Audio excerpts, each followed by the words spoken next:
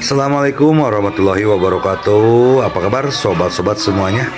Oke, mari kita lanjutkan ceritanya. Bab 96, Rahasia di Hati Li Ruoxi. Li Ruoxi tersipu. Ji Fei, apakah kamu benar-benar buta huruf? Ji Fei, yang sedang melihat ponselnya, tercengang. Ekspresi Li Ruoxi salah, berpura-pura riang. Dia mengangguk, tidak, aku putus sekolah pada usia 8 tahun, kalau tidak, aku mungkin punya anak dengan gadis kecil yang kucintai pada usia 8 tahun. Sengaja mengambil keuntungan, faktanya, jika orang tuanya tidak terbunuh dan perusahaannya bangkrut, keluarga Ji akan menjadi orang terkaya di Ninghai saat ini. Li Guoqiang mungkin akan mengambil inisiatif mengirim Li Ruoxi ke keluarga Ji dan menikahi Ji Fei. Ketika Li Ruoxi mendengar Ji Fei menyebut gadis berusia 8 tahun itu lagi, dia bahkan memikirkan anak itu, dan dia sangat marah hingga dia ingin mengoceh. Dia sekarang adalah istri sahnya, bisakah dia tidak tahu malu lagi? Tetapi tahan, kamu tidak bisa menganggap buta huruf sebagai kebanggaan, kan? Ji Fei menyentuh kepalanya dan tersenyum naif, instruksi istriku. Jika Anda memiliki anak di kemudian hari, akan memalukan jika dikatakan bahwa Anda buta huruf, dan Anda tidak akan bisa mendidik anak Anda. Apakah kamu ingin aku belajar? Li Ruoxi tidak menyangka Ji Fei akan mengambil inisiatif dan segera mengangguk. Puff, Ji Fei tersenyum. Sayang, apakah kamu sebelumnya mengabaikan tanggung jawabmu sebagai seorang ibu? Li Ruoxi, bagaimana bisa sampai di sini? Kami memilikimu di keluarga kami, jadi aku tidak perlu mengurus pendidikan anak-anak, Ji Fei berkata tanpa basa-basi. Li Ruoxi, wajahnya semerah apel matang. Siapa yang ingin memberimu bayi? Apakah kamu ingin wajah? Dia tahu bahwa berbicara dengan Ji Fei tidak akan membuahkan hasil. Akhirnya, saya memiliki salinan 3 karakter klasik. Di sini, Anda dapat menghafalnya untuk saya dalam 3 hari. Anda akan menggunakannya nanti. Ji Fei berdiri dan berkata, "Hei, istriku, kamu diktator, kamu." Siapa yang menyebutmu buta huruf? Ji Fei, aku. Saya membantu mereka yang buta huruf untuk meningkatkan buta huruf mereka. Ingatlah selama 3 hari, saya tidak akan pernah belajar menjadi secantik Anda. Li Ruoxi benar-benar tidak masuk akal. Oh, Ji Fei tiba-tiba tertawa polos. Sudahkah kamu mempelajarinya? Setelah kamu mempelajarinya, aku secara resmi akan memberimu kesempatan untuk mengejarku. Itu kesepakatan. Ji Fei memverifikasi. Setuju, sikap Li Ruoxi tegas. Haha, Ji Fei berdiri, tertawa, dan pergi dengan penuh semangat.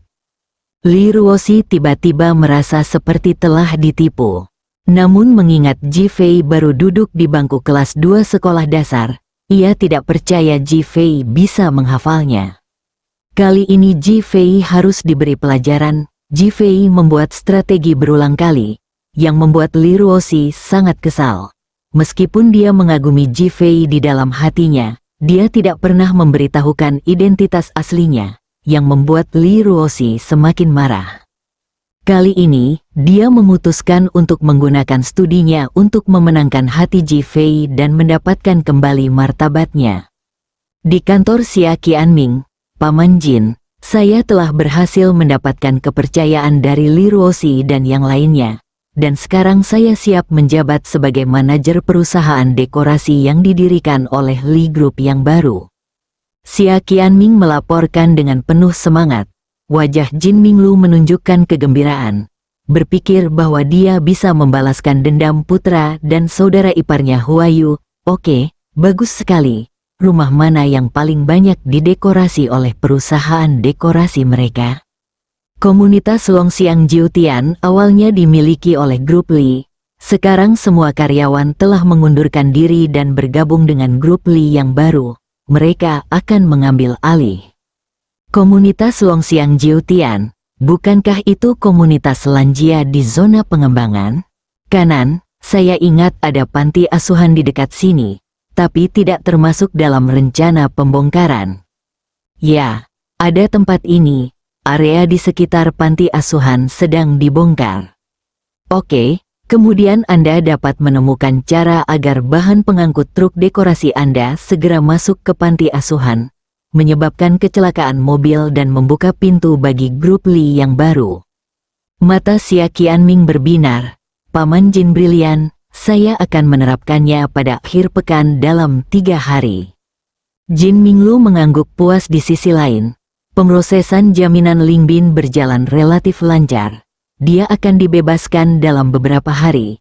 Saat itu, Anda dapat menyelesaikan pekerjaan Anda, langsung mengundurkan diri, dan kembali ke perusahaan untuk bekerja. Xia Qianming mendengar berita tentang Jin Lingbin dengan kegembiraan di wajahnya. Saya pasti akan membuat grup Lee yang baru tenggelam segera setelah berlayar.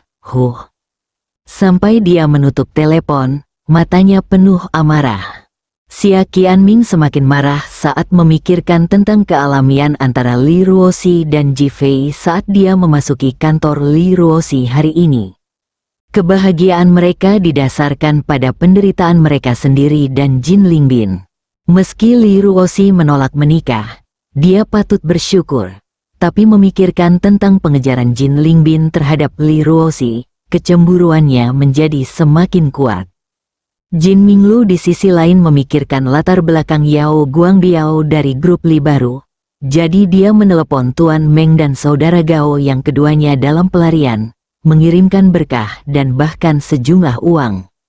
Seorang teman yang membutuhkan memang seorang teman, yang membuat Tuan Meng dan saudara Gao merasa berterima kasih kepada Jin Minglu. Setelah menanganinya, Jin Minglu mencibir, saat grup Li baru berada dalam krisis, apa yang dapat dilakukan Yao Guangbiao terhadap orang-orang ini? Tiket pemenang dijamin, 2 hari berlalu dalam sekejap mata, dan grup Li yang baru berada di jalur yang benar. Perusahaan dekorasi yang bertanggung jawab atas Xia Qianming berjalan dengan lancar, dan semuanya ideal. Hari ketiga adalah akhir pekan, tepat setelah sarapan, Ji Fei ditarik keluar oleh Li Ruoxi. Sayang, kecantikan seorang wanita berasal dari tidurnya. Kamu sangat sibuk di hari liburmu. Hati-hati, kamu akan segera menjadi jelek. Li Ruoxi tiba-tiba berhenti. Apa maksudmu? Apa aku jelek? Ji Fei dengan cepat menggelengkan kepalanya. Istriku tidak jelek. Dia adalah wanita tercantik di hatiku.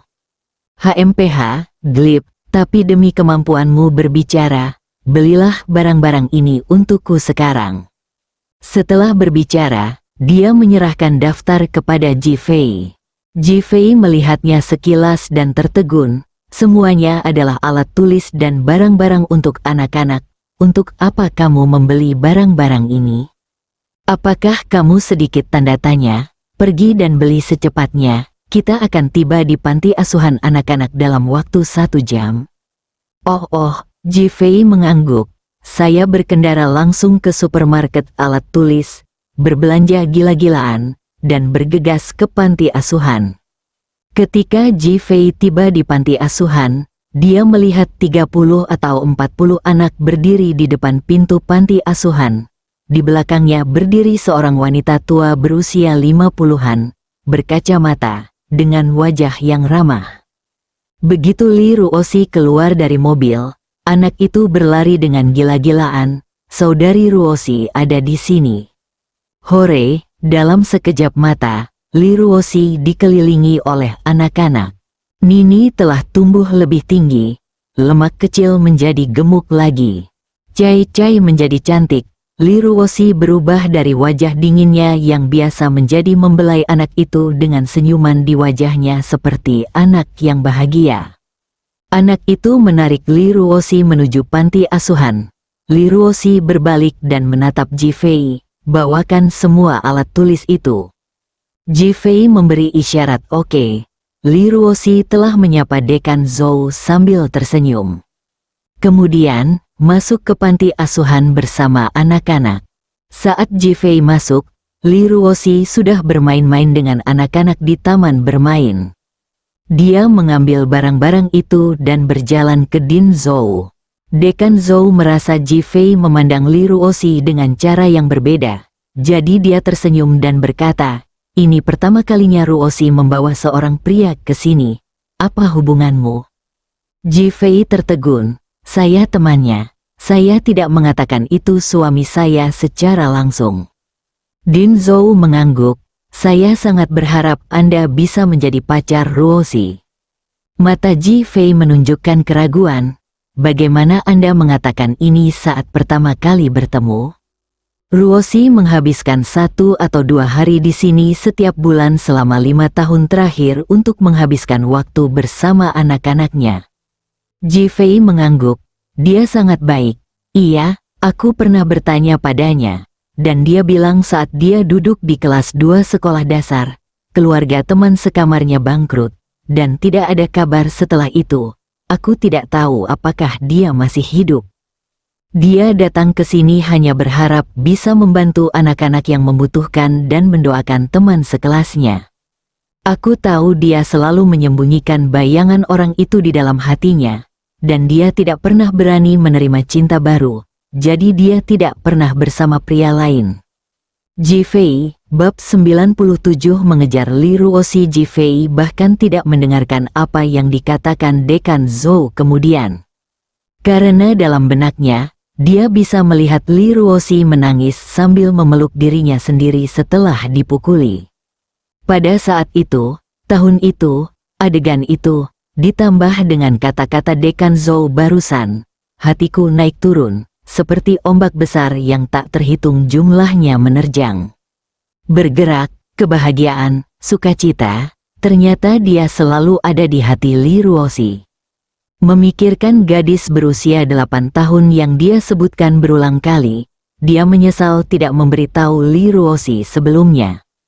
"Ji Fei, kemarilah." Li Ruosi melambai pada Ji Fei. Ji Fei dengan cepat menahan kegembiraannya, menyapa Dekan Zhou dan berlari. Pada saat ini, ketika dia melihat Li Ruosi, itu bahkan berbeda.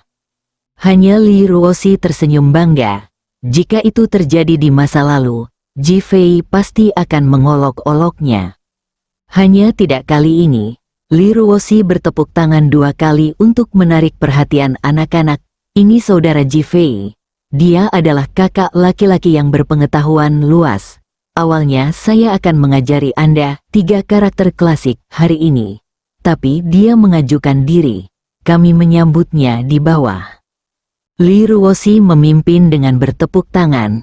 Ada senyuman bangga di matanya. Dia menunggu Ji Fei mengatakan tidak, dan kemudian mengakui bahwa dia lebih rendah darinya di depannya. Berpikir bahwa Ji Fei belum membaca buku yang dia berikan padanya dalam 2 hari terakhir, dia merasa lebih bangga. Anak-anak tidak mengetahui apa yang dipikirkan Li Ruosi dan segera bertepuk tangan dan menyambutnya.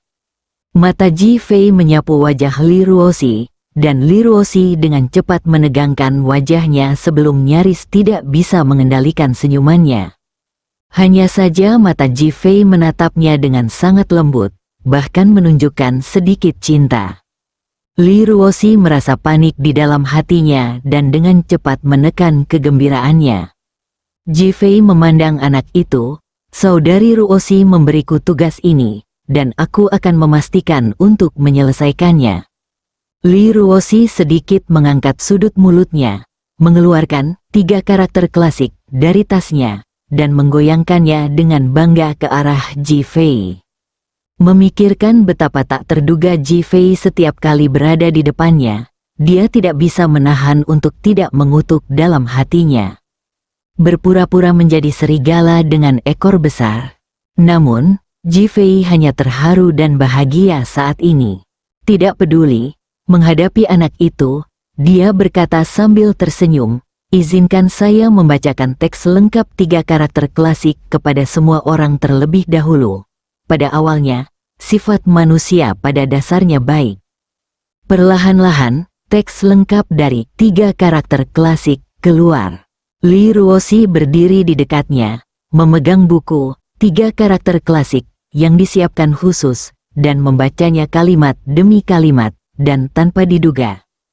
Tepat, ingin melihat Jifei, dia tidak percaya.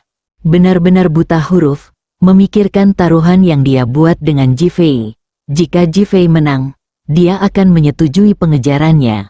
Wajahnya penuh kecemasan, bahkan menunjukkan kegugupan dan rasa malu seorang wanita muda. Jifei dapat melihat bahwa Li Ruoxi gugup, tetapi dia tidak merasa sinis atau bangga sama sekali. Sebaliknya, dia memusatkan perhatiannya pada anak-anak. Sekarang izinkan saya menjelaskan kepada Anda arti dari 3 karakter klasik. Pada awalnya, orang pada dasarnya baik, artinya, orang baik ketika mereka masih muda, dan tidak ada perbedaan antara yang baik dan yang buruk di dalam hati mereka. Guru, saya tahu. Tiba-tiba seorang anak kecil gemuk mengangkat tangannya, memandang Jifei dan berteriak. Jifei mengenali orang gemuk yang dibicarakan Li Ruoxi, ceritakan padaku. Paman, ketika kamu berbicara tentang kebaikan, apakah saudari kita, Ruoxi, baik hati? Wajah Li Ruoxi memerah, sedikit gendut, perhatikan kelasnya. Jifei memandang Li Ruoxi, tersenyum cerah, dan mengangguk, sedikit gendut benar sekali, sama seperti adikmu Ruoxi yang sangat baik. Jifei, jangan bicara omong kosong, Li Ruoxi sangat cemas.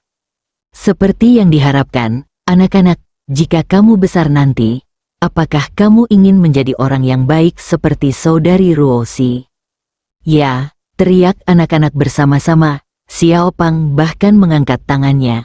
Paman, ketika aku besar nanti, aku harus menemukan istri yang baik seperti Sister Ruoxi.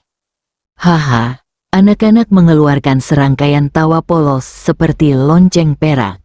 Wajah Li Ruoxi memerah hingga menitikkan air mata. Sedikit gendut, jangan bicara omong kosong, lagi pula, Bibi tidak menyukaimu. Xiao Pang mengangkat tangannya yang gemuk dan berkata, Paman, apakah kamu tidak menyukai saudari Ruoxi seperti aku? Li Ruoxi hampir menangis dan menatap Jifei dengan ekspresi memohon di wajahnya, berharap dia tidak memberitahunya bahwa dia adalah suaminya. Kalau tidak, dia mungkin harus menemukan celah di tanah untuk merangkak masuk. Jifei mengangkat senyuman di bibirnya dan mengangguk kepada Li Ruoxi, sedikit gendut. Wanita baik hati seperti Sister Ruoxi adalah sesuatu yang ingin dinikahi oleh siapapun. Namun, ketika kakakku berusia 8 tahun, dia jatuh cinta dengan seorang gadis kecil yang baik seperti kakakmu, Ruoxi. Aku ingin tahu apakah dia sebaik kakak perempuanku, karena dia sudah lebih tua. Panggilan, Li Ruoxi menghela nafas panjang. Meskipun Jifei menyebutkan bahwa gadis berusia 8 tahun itu membuatnya sangat tertekan, setidaknya dia tidak mengatakan bahwa itu adalah suaminya.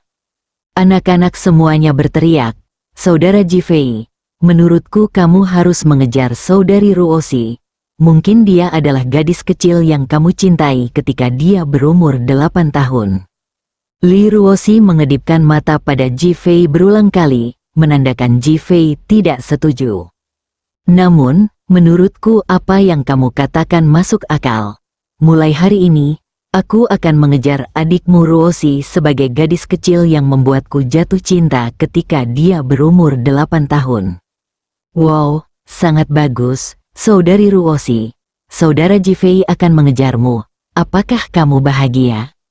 Saudara Jifei baru saja mengajari kita 3 karakter klasik. Dia menghafalkannya dengan lancar. Dia pastilah seorang kakak laki-laki yang berpengetahuan luas, secerdas saudari Ruoxi. Wajah Li Ruoxi memerah, dan hatinya dipenuhi alpaka yang berlari. Jifei mengejar dirinya sendiri seolah-olah dia adalah gadis berusia 8 tahun itu. Yang lebih lucu lagi adalah anak-anak tersebut justru memuji pria buta huruf ini karena pengetahuannya yang kaya, yang justru merusak pandangan hidupnya. Adapun menjadi secerdas diriku, dia malu. Dia sekarang merasa bahwa IQ Jifei menghancurkannya. Awalnya saya mengira Ji Fei buta huruf dan memiliki beberapa kelebihan. Dia hanya melafalkan 3 karakter klasik dan benar-benar tidak bisa berkata-kata. Bisakah seorang yang buta huruf menghafalnya dalam 3 hari? Apakah orang yang buta huruf masih bisa menjelaskannya? Suasana di tempat kejadian sangat canggung. Anak-anak, waktunya istirahat, ayo istirahat. Dekan Zhou datang sambil tersenyum. Ji Fei datang bersama Li Ruoxi, jadi dia menduga dia memiliki hubungan yang tidak biasa dengan Li Ruoxi.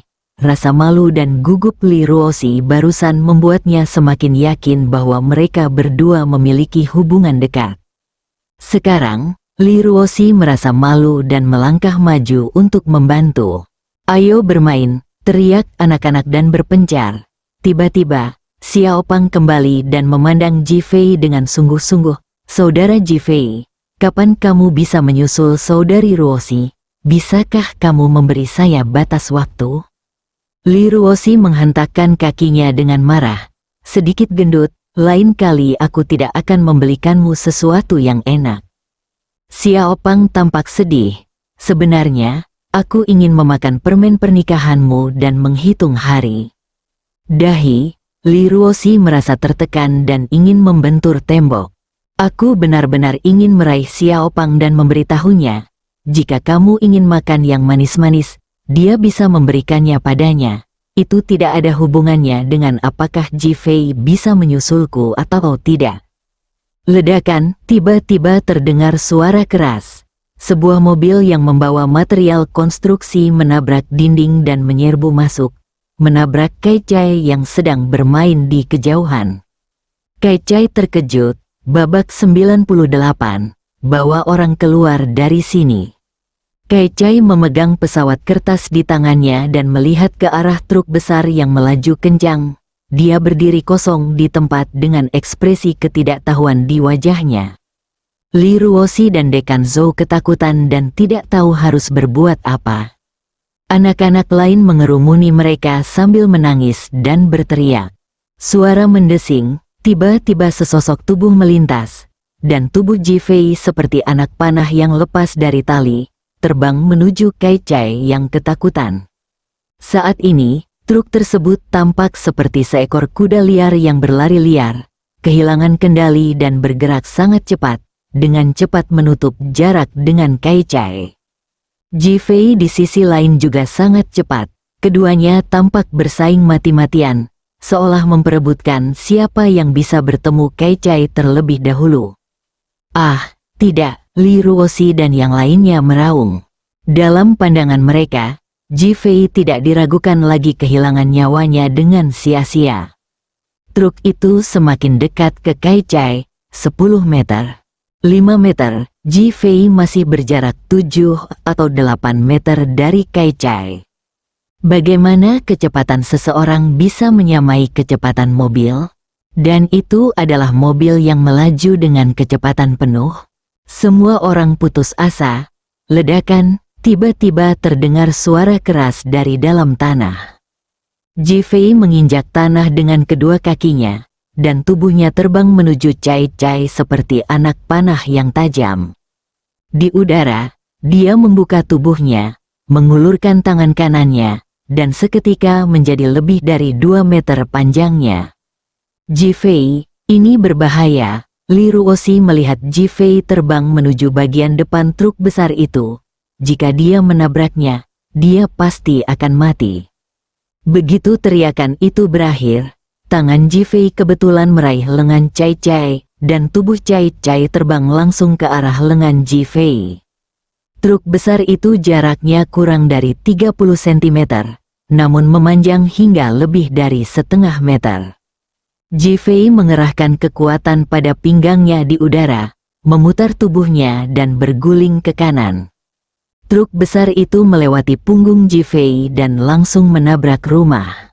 Ledakan, setelah terjadi suara keras, salah satu sudut rumah roboh, dan bagian rumah lainnya berguncang hebat, seolah-olah terkena gempa bumi yang sangat besar.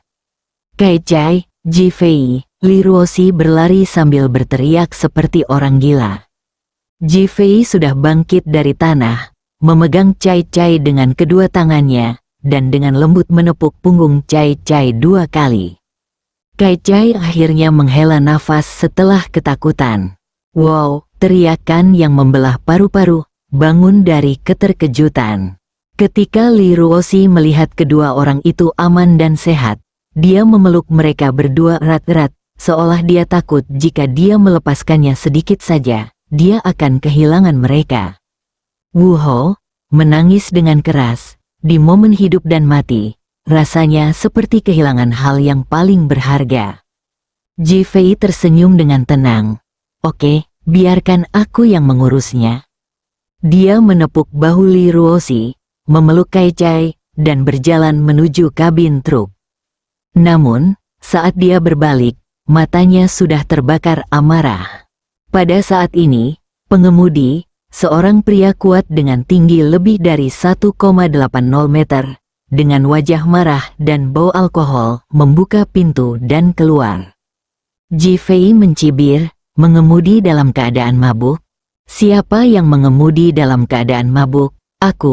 Aku baru saja minum sedikit minuman dingin di siang hari. Mulut pengemudi agak canggung, wajahnya ditutupi daging penuh keganasan, dan dia mengayunkan tubuhnya dan berjalan menuju Ji Fei. Sudut mulut Ji Fei sedikit terangkat, menunjukkan sikap dinginnya. Apakah Anda operator pribadi atau operator perusahaan? Saya adalah pengemudi grup Li baru. Oh, saat Ji Fei mendengar nama itu, senyuman di wajahnya menjadi lebih berwarna, bahkan menunjukkan sedikit geli. Siapa pemimpinmu? Chen Ziji. Ji Fei mengerutkan kening, mengeluarkan ponselnya, dan menghubungi Chen Ziji, muncul di rumah kesejahteraan anak zona pengembangan dalam 10 menit. Patah, menggantung, Chen Ziji di seberang sana bingung. Namun ia segera menemukan mobil dan bergegas ke panti asuhan. Kata-kata Ji Fei adalah perintah raja. Li Ruoxi berlari mendekat. Ji Fei, apa yang terjadi? Ji Fei tersenyum tenang. Tidak apa-apa, biarkan Dekan Zhou membawa anak-anak ke rumah lain dulu, dan saya akan mengurusnya. Li Ruoxi menatap Ji Fei yang tenang dan tiba-tiba merasakan firasat buruk. Itu tidak seperti karakternya. Sopir itu memandang Cai Cai Zi yang berdiri di samping Dekan Zhou, dan tiba-tiba bergegas mendekat dengan marah. Patah, hanya mulut ke arah Cai Cai, bocah kecil sialan. Jangan masuk ke dalam mobilku meskipun kamu ingin mati. Ah, Cai Cai, yang baru saja pulih dari ketakutannya, menangis dan wajahnya menjadi bengkak. Wow. Anak-anak lain begitu ketakutan hingga mereka menangis. Mereka semua bersembunyi di belakang Dekan Zhou. Wajah Dekan Zhou pucat dan seluruh tubuhnya gemetar. Binatang, Li Ruoxi meraung dan berlari. Sopir itu tersenyum cabul. Nak, kamu kelihatannya cukup baik. Apakah kamu ibunya? Biar ku beritahu, sekarang kamu harus memberi kompensasi padaku atas kerusakan mental. Kalau tidak kamu akan tidur denganku, aku. Saya tidak bisa mengatakan apa selanjutnya. Tubuhnya yang tinggi sekitar 1,8 meter perlahan terangkat dari tanah. Tangan Ji Fei seperti burung bangau, perlahan mengangkatnya. Dia mengeluarkan teriakan sesekali dan menendang kakinya ke udara. Bang, ketika pengemudi hampir tidak bisa bertahan lebih lama lagi, Ji Fei melemparkannya tertelungkup ke tanah. Aduh, wajah pengemudi dipenuhi memar. Butuh waktu lama untuk bangkit dari tanah. Melihat Ji Fei, dia menyingsingkan lengan dan lengan bajunya dan berteriak, "Nak, kamu berani memukulku, kamu tidak berguna."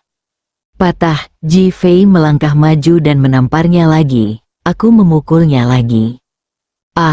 Sopir itu melolong dan mengangkat tangannya untuk menyeka darah di wajahnya. Biar ku beritahu, ketua baru grup Li kita memiliki dasar yang kuat. Bahkan Yao Guangbiao harus melepaskan posisinya sebagai ketua. Kamu memukulku hari ini. Jika kamu tidak berlutut dan segera bersujud kepadaku untuk meminta maaf, aku akan mematahkan kakimu dan memasukkan istrimu ke dalam penjara. Memamerkan gigi dan cakarnya, dia akan menyerang. Li Ruoxi tertegun, mengira dia salah dengar. Ji Fei, apa yang dia katakan? Ji Fei sangat tenang. Dia adalah bawahan Chen Ziji. Saya sudah meminta Chen Ziji untuk datang. Sialan, Li Ruoxi tidak bisa menahan diri untuk tidak berteriak dengan marah. Dia mengira itu hanya pemabuk biasa, tapi dia tidak menyangka itu adalah karyawan perusahaannya. Memikirkan momen hidup dan mati, jika bukan karena Ji Fei, Kai Chai akan terbunuh oleh tabrakan itu, dan dia pasti akan malu seumur hidupnya. Ruoxi, kenapa kamu tidak memanggil polisi? Dekan Zhou tidak tahu kenapa, jadi dia mengingatkannya. Ini adalah karyawannya sendiri, yang membuat Li Ruoxi semakin malu dan malu. Maafkan aku, Din, masalah ini ada hubungannya denganku, aku akan segera menanganinya. Apa yang kamu gumamkan? Pernahkah kamu memikirkannya? Jika kamu masih belum bisa memutuskan, aku tidak akan sopan. Karena itu, dia hendak melepas celananya. Li Ruoxi sangat marah. Ji Fei, tundukkan dia. Apa, kamu ingin menundukkan godaan? Pria itu berpura-pura tidak mendengar dengan jelas dan menatap Li Ruoxi dengan senyuman cabul di wajahnya. Li Ruoxi, patah. Ji Fei menamparkan pria itu lagi. Jika kamu ingin dipukuli, katakan saja. Kamu memukulku lagi, kamu tidak berguna. Setelah mengatakan itu, dia kebetulan melihat Chen Ziji keluar dari mobil. Saudara Chen, cepat datang dan bantu aku mengalahkan bajingan ini. Chen Ziji merasa ngeri saat melihat mobil itu menabrak rumah dan menyadari bahwa itu adalah mobil perusahaan. Sekarang, melihat mata Ji Fei yang mematikan, kakinya mulai gemetar. Ji Fei hanya memberi orang satu kesempatan. Kalimat ini terus muncul di benak Chen Ziji. Sopir itu tidak mengetahuinya dan memandang Ji Fei. Biar ku beritahu, saudara Chen dan menantu ketua grup Li baru adalah teman dekat. Jika kamu berani memukulku, grup Li baru pasti akan menyelesaikan masalah denganmu. Beralih untuk melihat ke arah Chen Ziji, saudara Chen, menurut Anda begitu? Hati Chen Ziji penuh dengan rumput dan lumpur. Percepat langkah Anda dan lari, hadapi pengemudi, dan tampar dengan mulut Anda, kentut sekali. Sopir itu menutupi wajahnya dan menatap Chen Ziji dengan tatapan kosong. Chen, saudara Chen, mengapa kamu memukul saya? Chen Ziji mengutuk dalam hatinya. Haruskah aku memukulmu? Aku tidak sabar untuk membunuhmu. Ledakan, tendang saja pengemudinya. Zhang Hu, tahukah kamu bahwa mengemudi dalam keadaan mabuk itu ilegal? Sopir itu dipukuli satu demi satu dan sepertinya sudah bangun. Dia memandang Chen Ziji dan berkata, saudara Chen, ini bukan karena saya sedang minum. Tetapi orang-orang ini menghalangi jalan saya. Gadis kecil itu sedang mencari kematian dan siap untuk masuk ke bawah mobilku. Yah, wanita pelacur ini sebenarnya ingin merayuku berseragam sebagai kompensasinya. Mereka semua menyadari kesalahannya. Menurutmu kenapa aku melanggar hukum? Chen Ziji bingung. Berapa banyak yang dia minum? Tepat ketika dia hendak berbicara, Ji Fei berkata, Chen Ziji, keluarkan orang-orang dari sini. Bab 99 Pengusiran langsung. Chen Ziji tercengang. Li Ruoxi tercengang, melihat Ji Fei. Dia pikir dia salah dengar. Dia sebenarnya menyuruh pemimpinnya keluar. Apakah ini dimaafkan? Tidak terduga. Detik berikutnya, ikuti aku. Chen Ziji melangkah maju, meraih Zhang Hu, dan berjalan menuju mobil. Patuhi kata-kata Ji Fei 100%. Zhang Hu masih berteriak, saudara Chen, mereka belum meminta maaf. Wanita jalang itu ingin memberiku seragam untuk dirayu, dan aku ingin. Chen Ziji menendang Zhang Hu berulang kali, menyeret Zhang Hu ke dalam mobil, menginjak pedal gas, dan pergi dengan tergesa-gesa. Namun, saya diliputi kecemasan.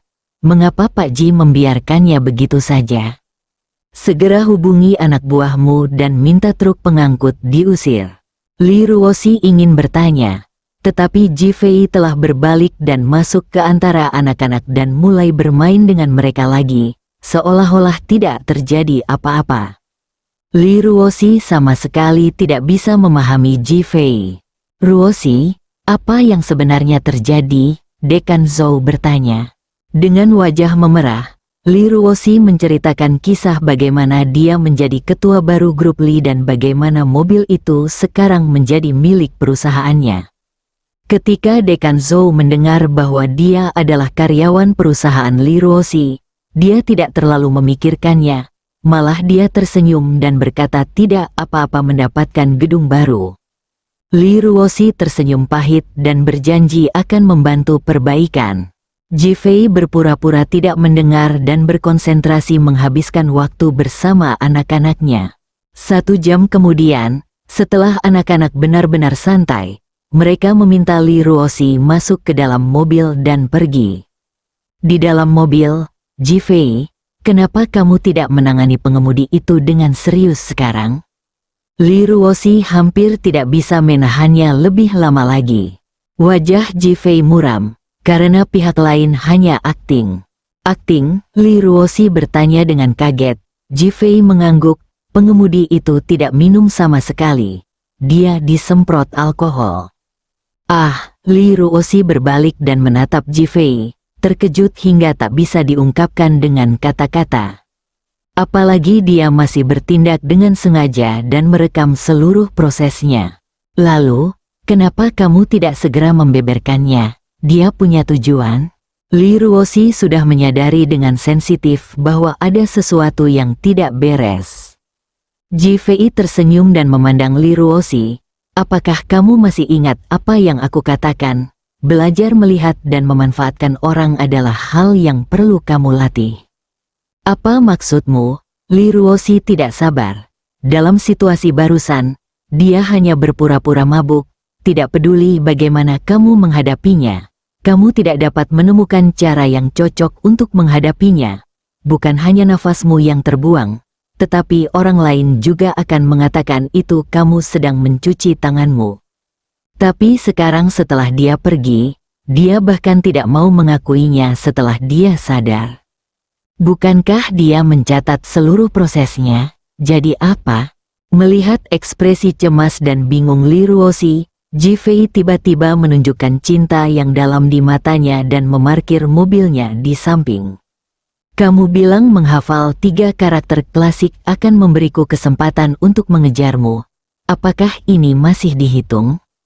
Li Ruoxi memutar matanya karena marah.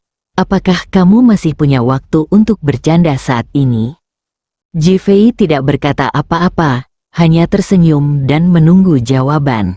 Li Ruoxi marah dan kesal, jantungnya berdebar kencang, dan diam-diam dia memarahi Ji Fei karena tidak jujur dan tidak melupakan taruhannya saat ini.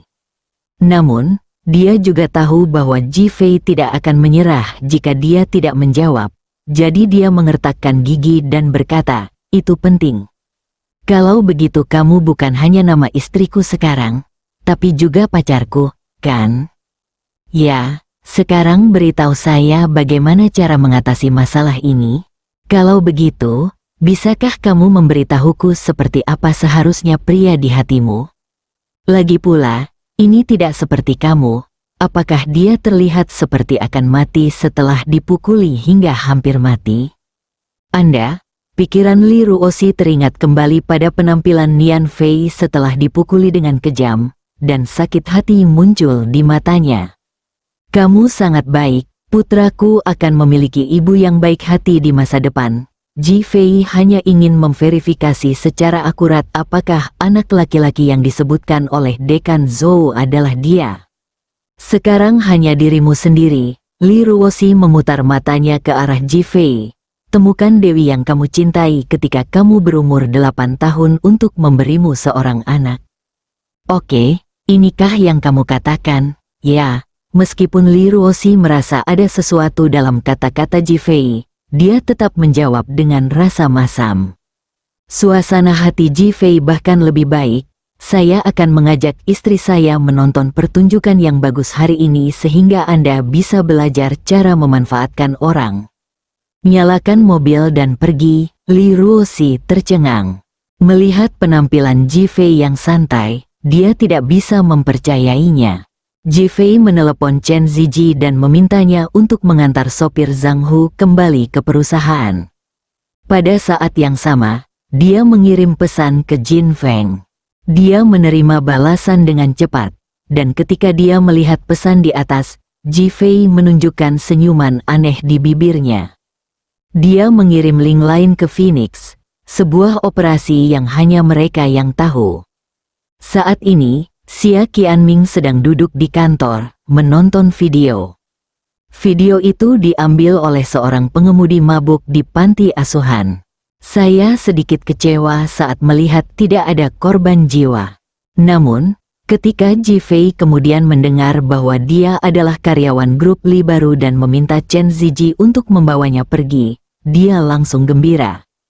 Ji Fei dan yang lainnya takut keadaan menjadi serius dan mendiskreditkan perusahaan. Ini adalah upaya menutup-nutupi. Saya langsung sangat gembira. Ji Fei, Li Ruoxi, ini waktunya aku melawan.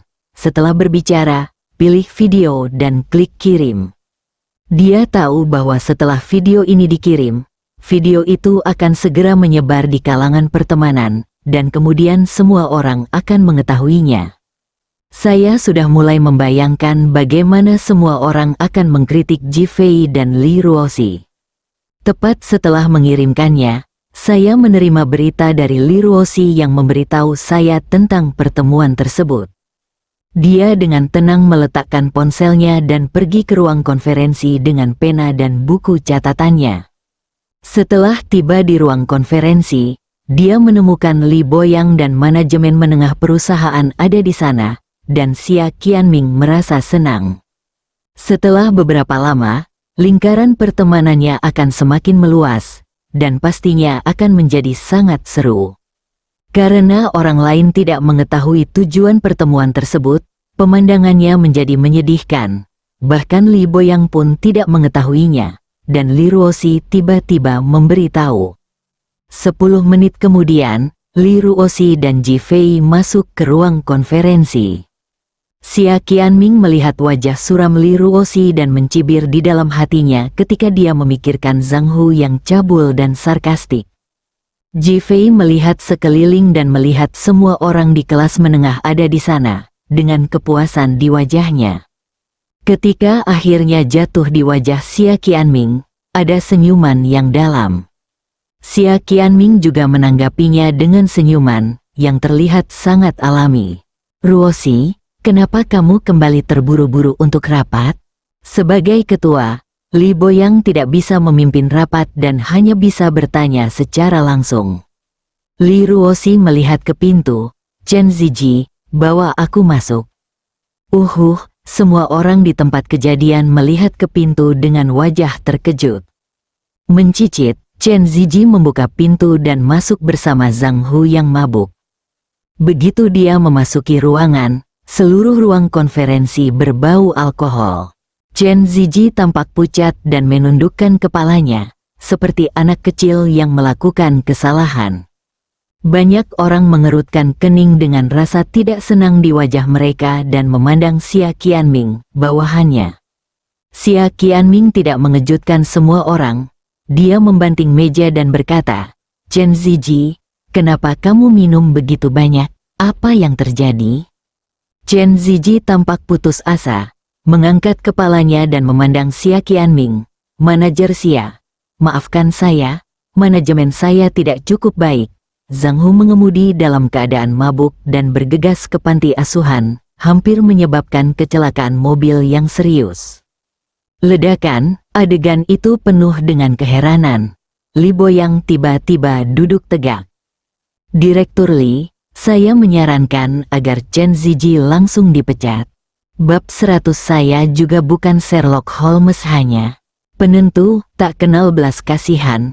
Pada saat ini, Wajah Xia Qianming muram seperti air, dan seluruh tubuhnya penuh dominasi, seperti presiden yang mendominasi. Wajah Chen Ziji menjadi gelap. Dia menatap Ji Fei, lalu menundukkan kepalanya, merasa bersalah. Manajer Xia sangat berani dan berani menghadapi kesalahan secara proaktif. Dibandingkan dengan manajer Xia, kami merasa ada kesenjangan. Kami kurang memiliki ketegasan dari manajer Xia. Ketua, cara manajer Xia menangani masalah ini sangat mendidik. Saya menyarankan agar hal ini dipublikasikan di seluruh perusahaan sebagai model pendidikan. Beberapa pemimpin tingkat menengah yang berasal dari grup Li asli bersama Xia Qianming mulai memujinya. Mereka semua dipekerjakan oleh grup Li pada tahap selanjutnya.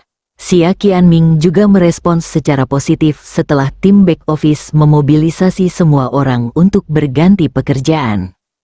Ketika dia datang ke perusahaan, Li Ruoxi memberinya tanggung jawab yang berat. Li Boyang tidak memiliki pendapat tentang penanganan Xia Qianming. Dia pasti menanganinya dengan berat dan mengangguk setuju. Namun, matanya tertuju pada Li Ruoxi. Kini, dia menyerahkan kekuasaan lebih besar kepada putrinya. Li Ruoxi tidak mengatakan apa-apa, tapi mengangkat alisnya ke arah Ji Fei. Implikasinya adalah, tidakkah kamu ingin mengajari dirimu sendiri cara melihat dan memanfaatkan orang? Ji Fei diam-diam tertawa di dalam hatinya. Li Ruoxi benar-benar sedang marah padanya saat ini. Tetapi dia masih berdiri, melihat Chen Ziji. Apakah Anda memiliki keluhan tentang pemecatan? Sudut mata Chen Ziji basah. Tuan Ji, saya merekrut Zhang Hu ini. Masalah ini adalah tanggung jawab saya, dan saya menerimanya. Satu-satunya penyesalanku adalah aku tidak bisa lagi bekerja denganmu. Kamu adalah orang yang paling aku kagumi. Direktur Li, Tuan Li, kendaraan itu menabrak panti asuhan dan menyebabkan kerusakan. Saya sangat malu. Saya memiliki tabungan 30.000 yuan di sini. Ini adalah kompensasi saya. Chen Ziji menyerahkan sebuah amplop kepada Ji Fei. Ji Fei tidak sopan dan langsung menerimanya. Meski Li Boyang dan Li Ruoxi marah atas kejadian tersebut, mereka tetap cukup puas dengan penampilan Chen Ziji saat ini. Ini bukan tentang uang, ini tentang sikap mengakui kesalahan Anda. Keduanya memandang Ji Fei, ingin memohon kepada Chen Ziji, terutama Li Ruoxi, yang pernah bekerja dengan Chen Ziji dan sangat mengagumi orang ini. Mendengus, Xia Qianming tiba-tiba mendengus dan berkata, Chen Ziji, kamu tidak perlu melakukan trik pahit di sini. Tidak ada gunanya, jika kamu membuat kesalahan, kamu membuat kesalahan. Jika ada orang di perusahaan yang melakukan kesalahan, mereka hanya akan meminta maaf dan membayar sejumlah kompensasi. Jadi apalagi yang harus kuurus? Apalagi kali ini kamu bergegas ke panti asuhan. Anak-anak itu sudah menyedihkan. Jika kamu terus menakuti mereka seperti ini, seberapa berat pukulan yang akan menimpa anak-anak ini? Beruntung tidak ada yang terbunuh. Chen Ziji mengangguk dengan getir. Manajer tingkat menengah lainnya memandang Xia Qianming dengan lebih kagum. Dia memang wanita yang bersenjata kuat.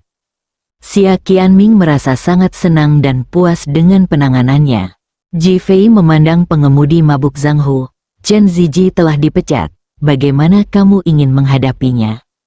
Zhang Hu masih terlihat bingung. Kamu memukul saya. Kamu harus memberi kompensasi kepada saya untuk biaya pengobatan.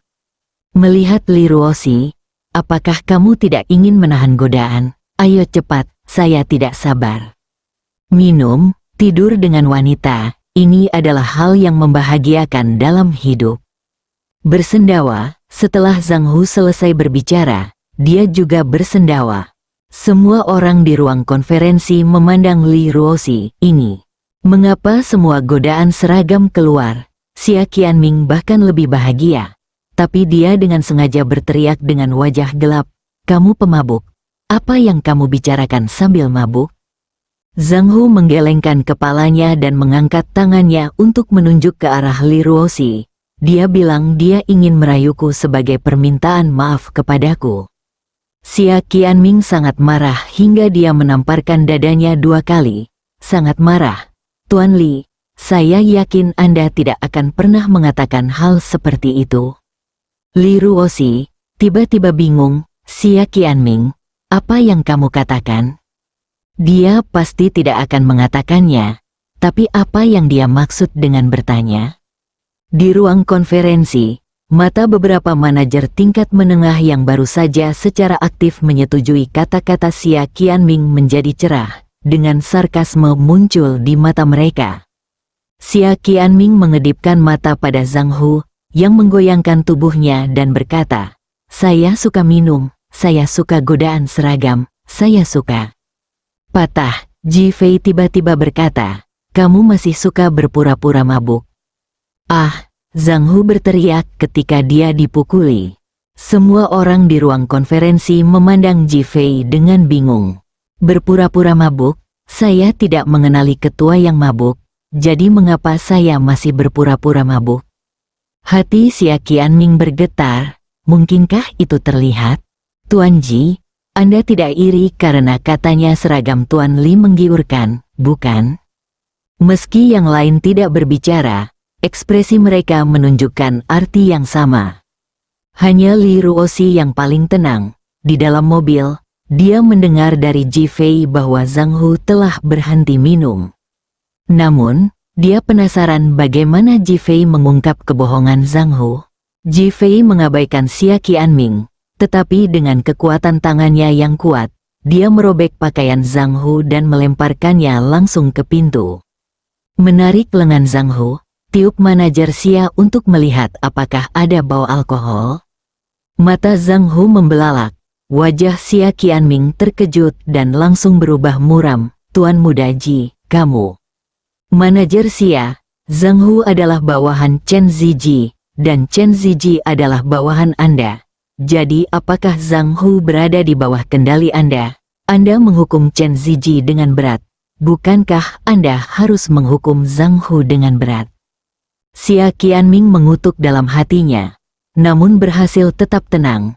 Kamu benar, dia harus dihukum berat. Zhang Hu juga akan diusir. Ji Fei mengangguk. Ini solusi yang bagus. Tapi sebelum kamu memecat Zhang Hu, kamu harus memverifikasi apakah dia benar-benar mabuk. Tidak perlu, Ji Fei tersenyum dan memandang manajemen menengah yang baru saja mendukung Xia Qianming. Karena Anda ingin melaporkan masalah ini ke seluruh perusahaan, apakah Anda perlu mencari tahu faktanya agar tidak membuat orang berpikir bahwa penanganan perusahaan tidak adil? Ini, beberapa orang saling memandang dan mengangguk dengan enggan. Kita harus mencari tahu. Haruskah Tuan Xia diminta memastikan apakah Zhang Hu telah minum? Sebaiknya, beberapa orang terus melihat ke arah Xia Qianming, membenci Ji Fei karena mendekat, tetapi mereka tidak berdaya. Ji Fei mengulurkan tangannya ke arah Xia Qianming dan membuat isyarat undangan yang sangat sopan. Tapi semua orang tahu itu hanya lelucon, dan Xia Qianming merasa semakin mual. Dengan enggan menahan amarahnya, dia maju selangkah dan mengendus, baunya seperti alkohol. Ji Fei menggelengkan kepalanya. Manajer Xia, yang saya bicarakan bukanlah mencium baunya, tapi mencium mulutnya. Ji Fei, apa maksudmu? Ini seorang pecandu alkohol. Tidak bisakah aku mencium bau alkohol? Ji Fei terkekeh. Lalu kamu tidak menyadari bahwa dia melepas pakaiannya dan bau alkoholnya tidak terlalu menyengat? Tidak. Xia Qianming langsung menyangkalnya. Ji Fei menepuk bahu Zhang Hu. Pergi dan tiup ke hidung manajer Xia dan biarkan manajer Xia menilai apakah baunya seperti alkohol. Saya akan memberi Anda 10.000 yuan jika Anda melakukannya. Mata Zhang Hu berbinar. Benarkah? Satu nafas. 10.000 yuan? Rasanya seperti mengambil uang, dan dia tiba-tiba merasa kekayaannya meningkat pesat. Ji Fei telah memasukkan seikat uang ke tangan Zhang Hu. Setelah mendapatkan uang, Zhang Hu langsung menemui Xia Qianming. Semua orang di ruang konferensi duduk tegak. Apakah mereka benar-benar tidak minum? Tapi plot ini... Memikirkan penampilan Zhang Hu yang menyedihkan dan menghembuskan napas di depan wajah cantik Xia Qianming, banyak orang mulai memikirkannya. Hanya Li Ruoxi yang tidak puas dengan Ji Fei dan merasa dia bertindak terlalu jauh. Di matanya, Xia Qianming adalah wanita dengan kecantikan dan kecerdasan yang patut dihormati dan dihargai. Dia ingin berbicara, tetapi terhenti oleh tatapan Ji Fei. Wajah Xia Qianming menjadi dingin. Ji Fei, kamu sudah keterlaluan. Aku bukan penguji alkohol. Ji Fei mencibir. Aku juga bukan Sherlock Holmes. Bersambung.